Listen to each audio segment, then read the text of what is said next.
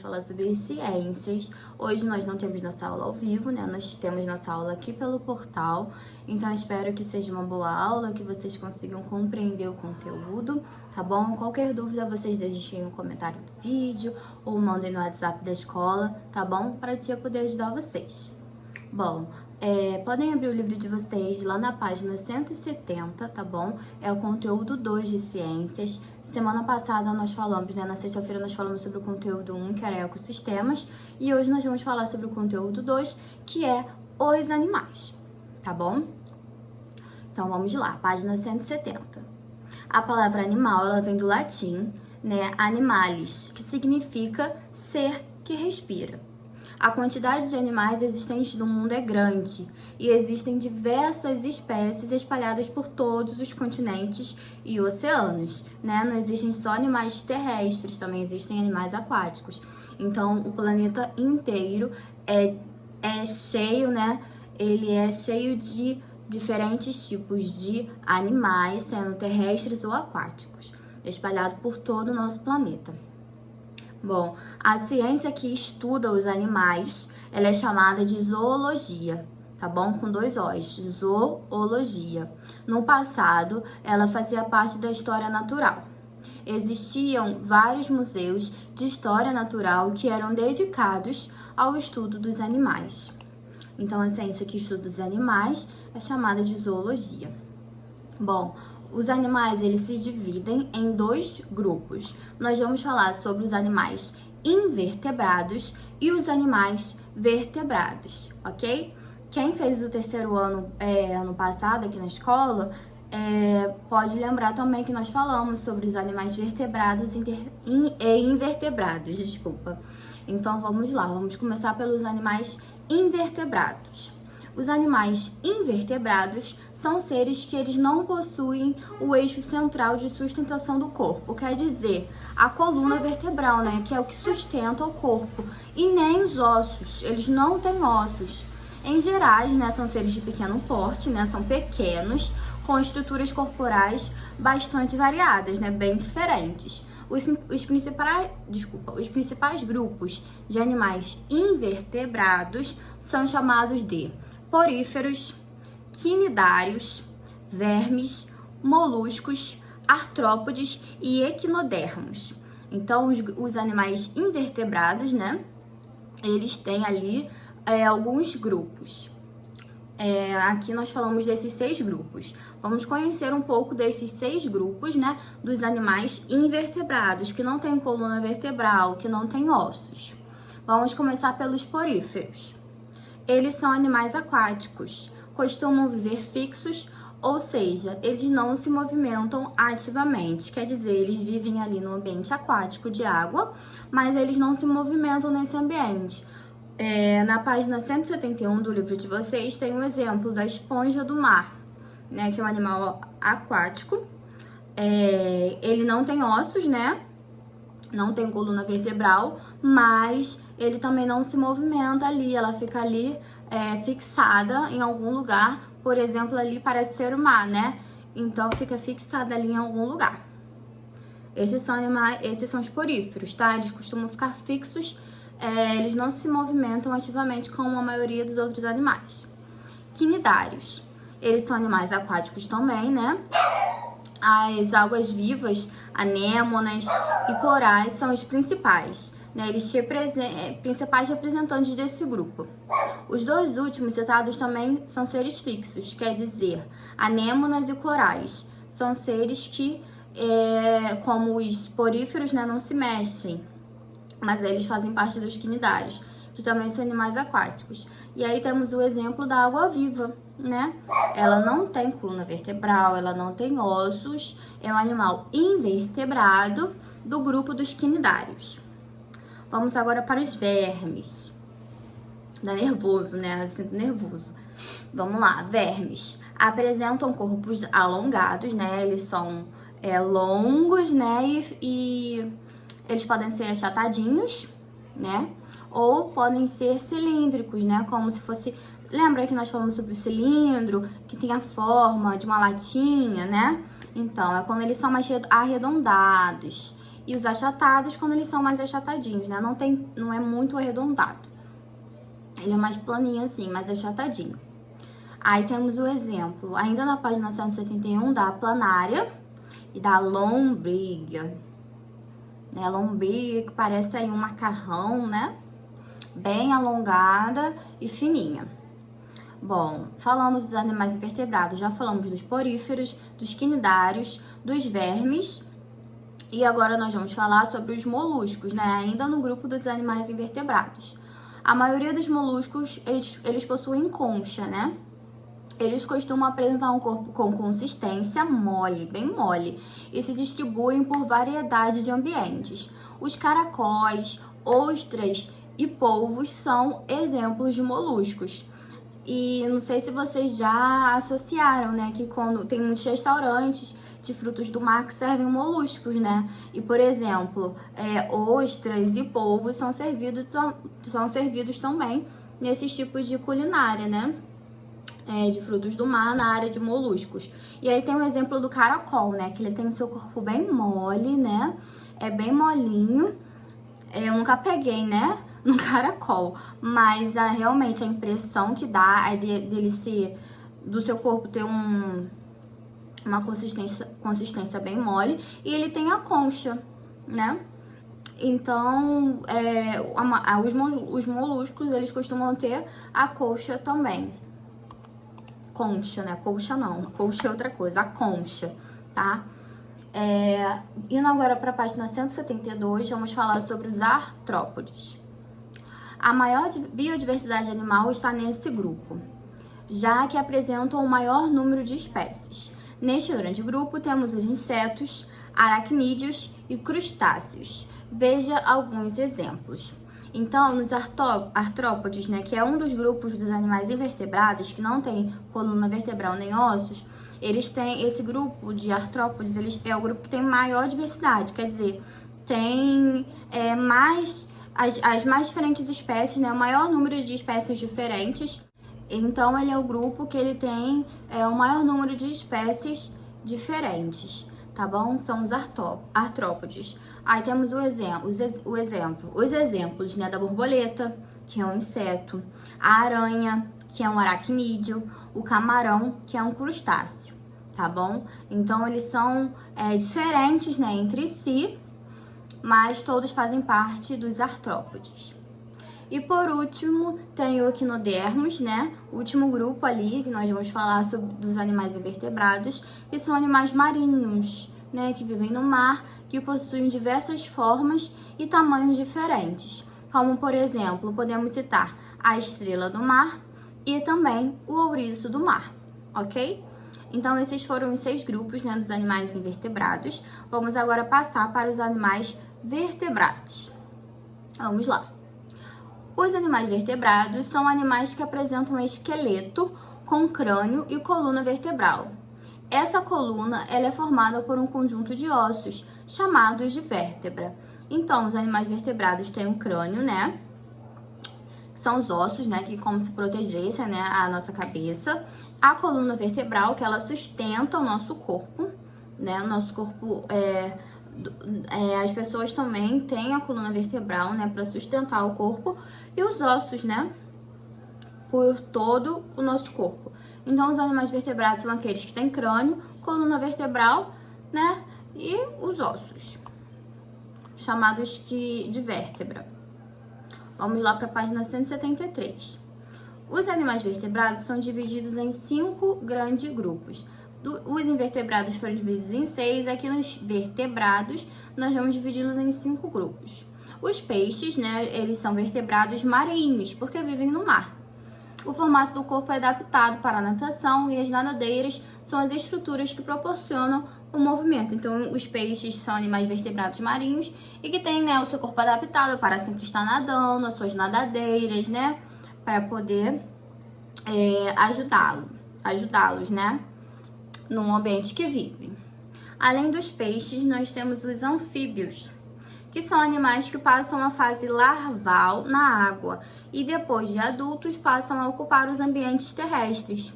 Mesmo após adultos, os anfíbios continuam a habitar ambientes aquáticos, pois precisam manter suas peles sempre úmidas. Sapos, rãs, pererecas e salamandras são exemplos de anfíbios. Então, anfíbios, eles têm uma fase que é de larva, né?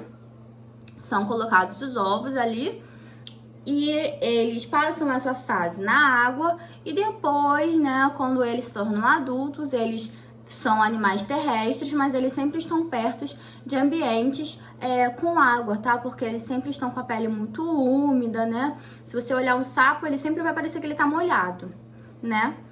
Essa é a característica de animais anfíbios. Vamos agora para o próximo grupo, os répteis.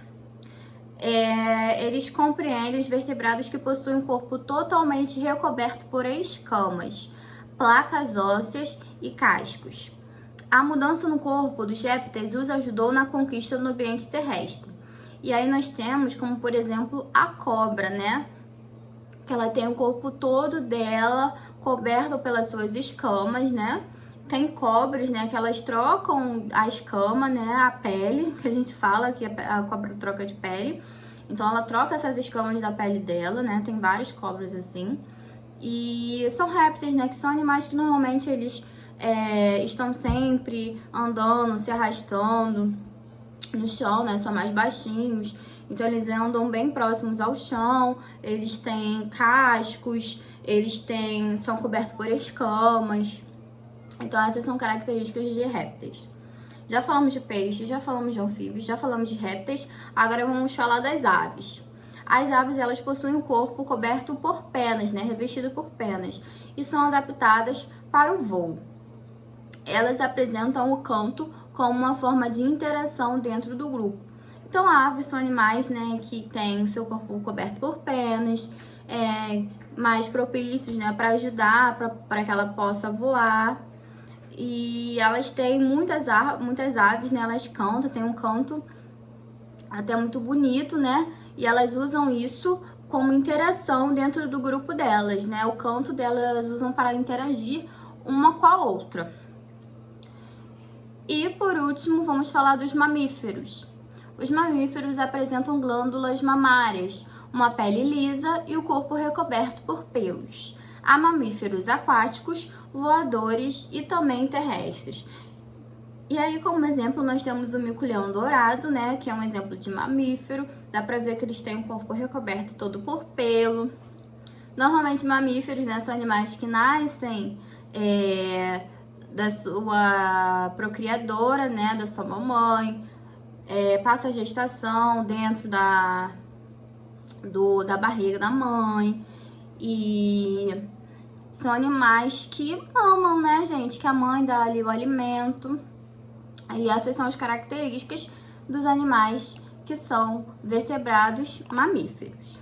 Bom, agora que nós já falamos sobre os grupos dos animais invertebrados, que são aqueles que não têm ossos, né? E não tem coluna vertebral. Nós falamos também sobre os animais vertebrados, né, que são aqueles que têm coluna vertebral, têm as vértebras, têm o crânio. Falamos dos 5 grupos dos animais vertebrados, que são os peixes, anfíbios, mamíferos, répteis e as aves. Eu quero que vocês façam as atividades, que elas começam lá na página 174 e vai até a página 176, tá bom? Então, da página 174 até a página 176.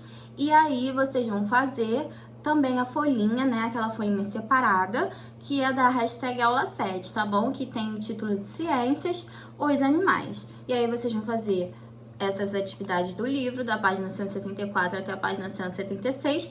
E também a folhinha. Bom, e agora nós vamos falar do nosso segundo conteúdo do dia, né, também ciências, tá bom? Hoje nós vamos falar sobre os 2 conteúdos de ciências, que agora nós falamos dos animais, né? E agora nós vamos falar das plantas, tá bom?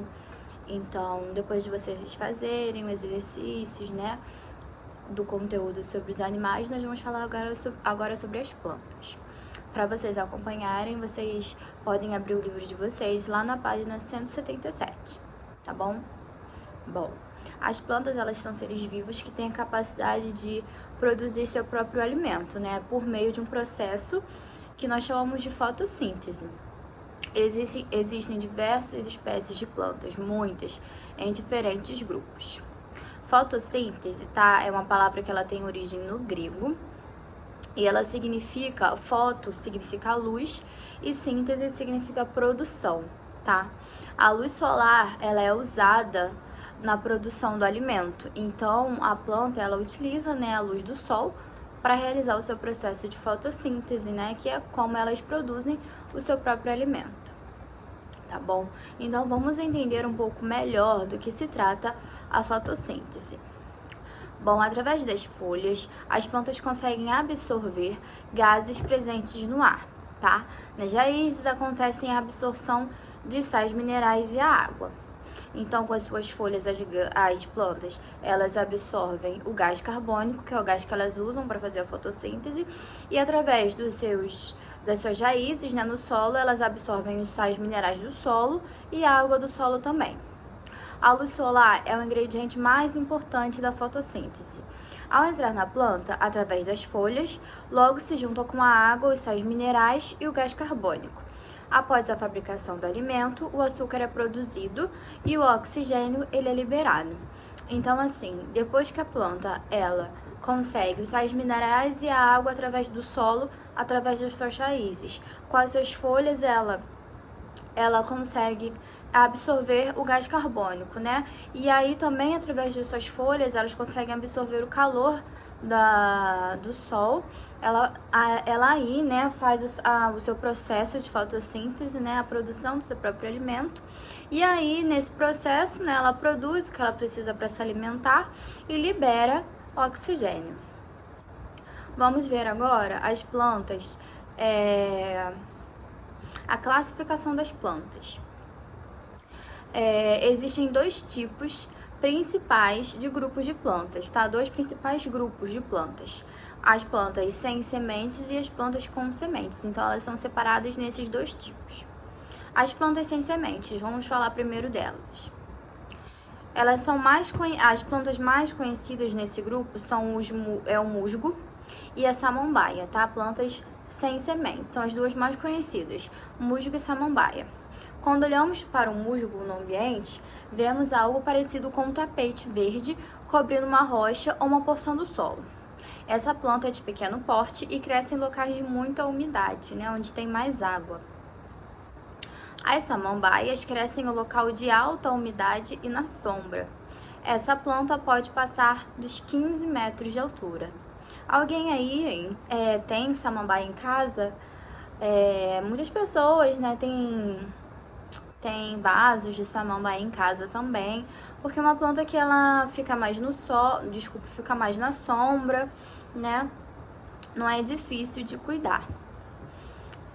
Bom, e ela pode crescer bastante, tá? Pode passar dos 15 metros de altura. E aí, agora que a gente viu as plantas sem semente, vamos ver as plantas com semente. As sementes são os embriões das plantas.